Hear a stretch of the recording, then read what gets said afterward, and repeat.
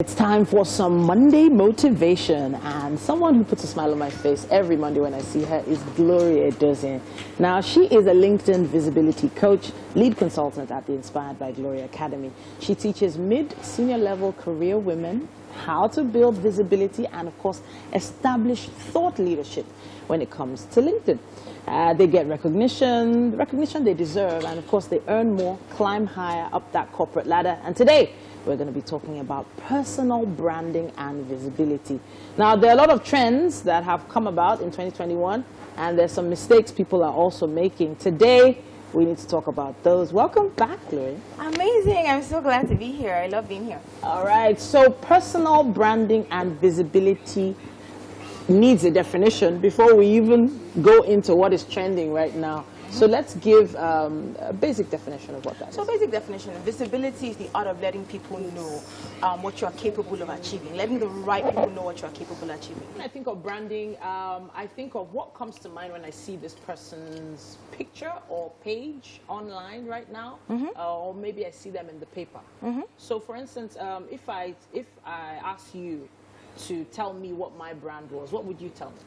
So, I mean, I think that your brand is, well, I also know you quite well. So I would say your brand is very professional. You're a journalist, you know, broadcaster, and all of that. So I think there's a difference between the look and feel of something and what it represents. So it's the same thing like how you have a business, right?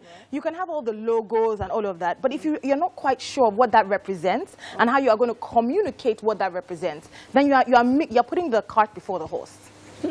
So which should I focus on first? You're saying I should focus on the brand first before the visibility? Because I know a lot of people are very visible and they haven't put the brand out yet. Is that what you're saying? So what you need to focus on is what do I want to be known for? So when I become visible for what? Right? What am I going to be visible for? What am I going to be communicating? Because you can be very popular but not get opportunities because nobody knows what you do. Nobody knows what you represent. Nobody knows your accomplishments. Nobody knows your skills. So it's first of all doing the internal before you do the external. I have a few ladies that I've worked with before who are always saying, oh, they want their products to trend. They want to trend. They want to, you know, be more seen online. And I never really know exactly what to tell them because I feel like they've not defined what they do. So if someone came to you to ask that, what would you tell them? I would say focus on meeting your audience needs, right? So trending, especially if you're a product, if you sell products, if you're a career person, trending does not necessarily lead to cash in the bank or achievement of goals, right? So we have this thing a bit warped, right? The most important thing is, am I speaking to the right audience? Because you can get 1,000 likes, but if nobody buys your products, if nobody hires you, you know, you are still where all you have is just a bunch of likes, right? So the most important thing is make sure you are talking to your audience and make sure that in that communication, you are showing that you can solve problems that your audience has.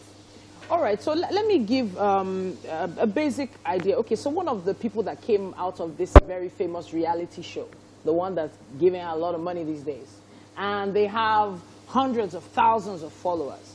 And on their pages, they sell everything from body magic to shoes to food to travel. Have they actually honed in on their brand, or are they just focusing on visibility?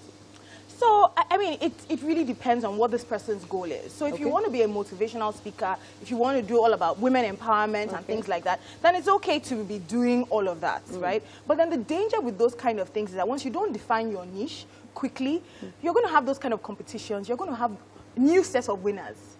So your time is limited, right? So after 365 days and there's a new winner, the attention moves to somebody else. So you want to make sure that you capitalize this visibility that you have now to actually communicate strength, actually communicate impact, so that your brand is long-lasting. All right. So the keys to building a long-lasting brand, I think we should touch on that, especially with what's trending right now in 2021. So I think the keys to building a long-lasting brand is, first of all, understand what you want to be known for and niche down. The mistake a lot of people make is that they want to talk to everybody. You can't talk to everybody. You need to understand your audience, understand their needs, and understand where your audience goes. So for example, if your audience is predominantly on LinkedIn, you want to make sure that you are predominantly on LinkedIn. If your audience is predominantly watching TV, you want to make sure you're predominantly on TV stations, right? Then the next thing is, how do I communicate my brand? What kind of content do I want to share?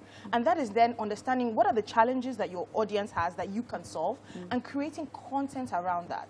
Now, content is so important because it's the way your brand, your audience gets to experience your brand.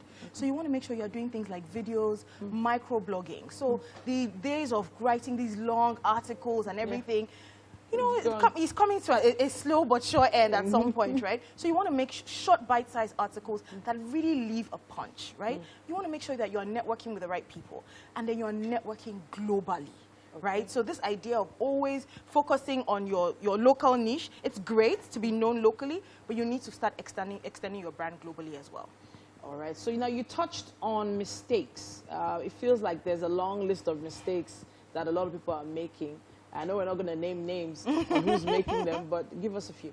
So the first mistake I feel, especially when it comes to women, is that women, we don't talk about our accomplishments. So I did a webinar yesterday, and you know, I was doing audits on people's LinkedIn pages, and I'll say, okay, so tell me about yourself.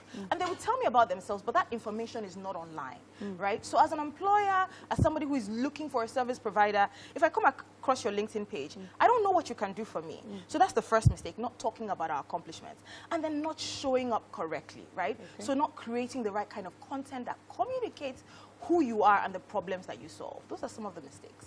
Okay, so now I'm thinking about this content creation thing. A lot of people just have no idea where to begin. Do you think we should have someone help us create this content, or we should start learning or go for a course? What's your advice?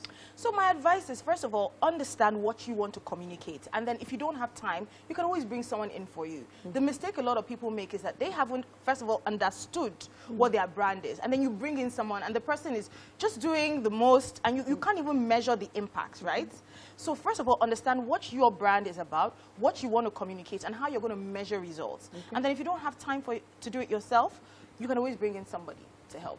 I like the idea of, you know, embracing brand new trends, things like TikTok, for instance. Some people probably never even heard of TikTok right now. And I know that it's a very educational platform, even though there are a lot of fun challenges on it as well. And when it comes to embracing these new things, what's your advice?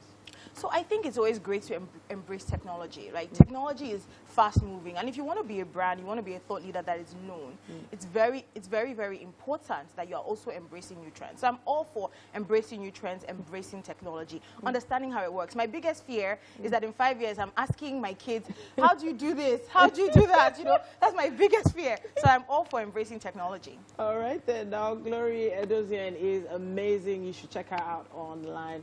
And, of course, use our hashtag WakeUpNigeria on TVC when communicating online so we can see it and she can answer your questions. We have so much more coming your way right here on Wake Up Nigeria. Don't go.